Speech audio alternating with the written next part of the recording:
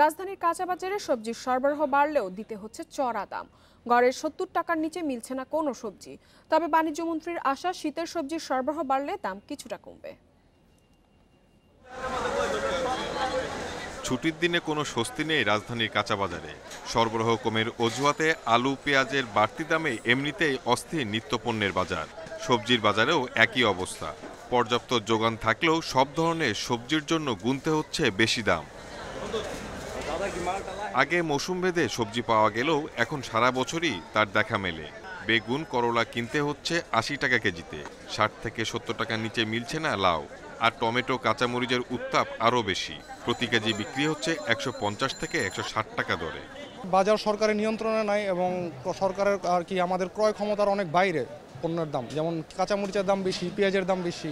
সমস্যা তো সবাইরই, কৃষক থেকে শুরু করে ভোক্তা পর্যন্ত সবারই সমস্যা। সরকারি নানা উদ্যোগের কথা বলা হলেও বাস্তবে বাজার নিয়ন্ত্রণ করা যাচ্ছে না। কবে স্বস্তি মিলবে নিত্যপণ্যের বাজারে, এমন প্রশ্নের উত্তর জানা নেই খোদ বাণিজ্য মন্ত্রীরও।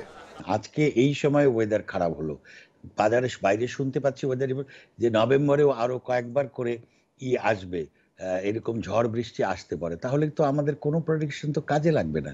তবে আমরা নিশ্চিত যে আমাদের হচ্ছে যে নতুন যে আবাদ উঠতে শুরু করেছে, শীতের সরঞ্জাম আসতে শুরু করেছে, এটা যদি শুরু হয় তাহলে বাজারে তার প্রভাব পড়বে। ভোগ্যপণ্যের বাজার নিয়ন্ত্রণে হুঁশিয়ারি নয়, কঠোর তদারকি চান ক্রেতারা। Shahid Ahmed, independent news, Dhaka.